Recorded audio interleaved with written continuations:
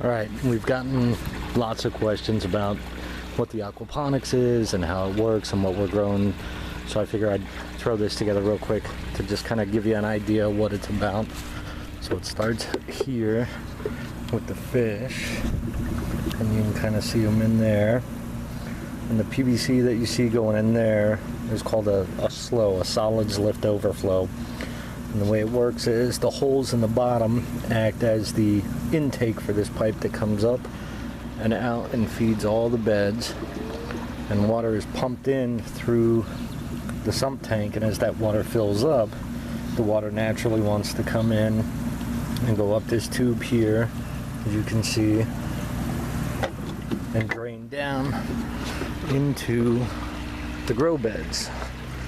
Now, these are all fed through this one main line, and they work utilizing what are called bell siphons. So as you can see, you can even hear that one kind of going. As the water slowly fills up, it reaches the high level in there, and then the air pressure pushing down and the force of the water going up eventually create a siphon that will then drain the water all the way down to the base of the bell siphon, where it breaks, and then the whole process starts over again. These are called flood and drain beds, and they're pretty efficient. They keep the water highly oxygenated, and then these are just the sump tanks, the water reservoirs to hold all the water we need to fill the beds.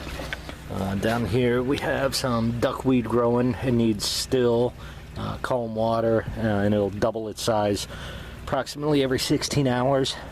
I scoop out several large handfuls a day and feed to the fish, and you don't even notice it. It grows back so quick. Let's see.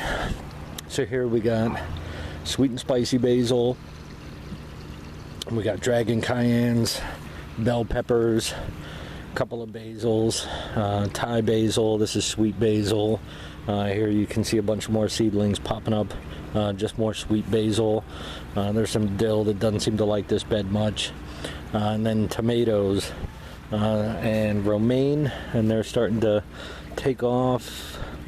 This one's getting some buds on it. There's another tomato plant back there, as you can see, some there. That basil plant's doing very well, and some rosemary back there. Mint seems to love aquaponics. I don't think I could kill it if I tried once it gets in here.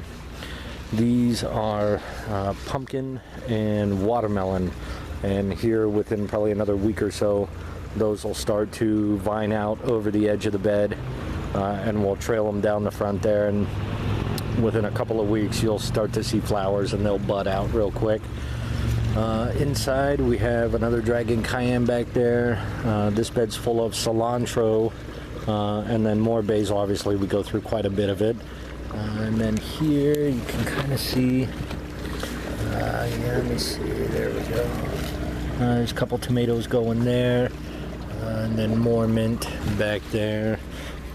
This one's really starting to put off all kinds of blooms all over the place. We got strawberries that are just going nuts. We've picked off probably about a dozen, maybe 2 dozen just in the last few days. Here's another tomato plant that is getting good. We're gonna have to put a cage on this one. You can see right there a bunch of more tomatoes getting ready to start popping out. There's a whole bunch of more blooms up there. That back there is apple mint. That's the chocolate mint, spearmint, and that other one down there was peppermint. Here is fresh rhubarb. This will get pretty big, and at a certain point we'll just snip the stalks off and make some cherry and rhubarb pie. More cayennes. This is lemon thyme, purple basil. We got a Carolina Reaper that's struggling back there. Let's see, this is the big sump tank here. As you can see, this feeds up into the big fish tank right there. And then Sterling has got herself some wicking buckets that are starting to go. Her purple basil's kicking mine's ass. But she's got a tomato plant there, green onions for days, sage. She's got a couple different bell peppers. And there's another dragon cayenne plant that is doing extraordinarily well. You can see a couple of peppers on that one.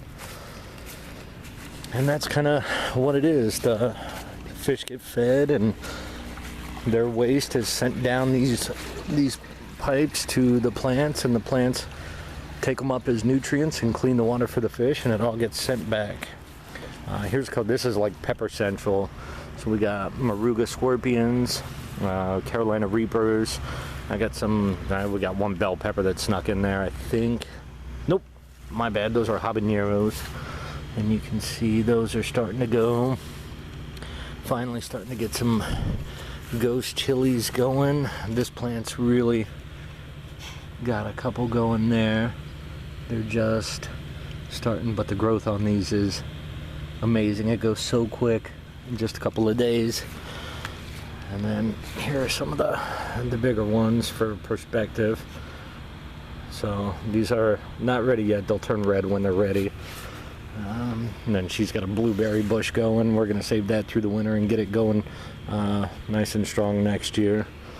And then she's got another tomato plant in a wicking bed right there. Oh, and of course her lavender. We just harvested a ton of it the other day, and it's already looking like it's close to another harvest. So yeah, that is that's kind of what we got going on here. But it's not bad, and it's cheaper than buying it from the store, and it doesn't really require a whole lot of maintenance. So yep.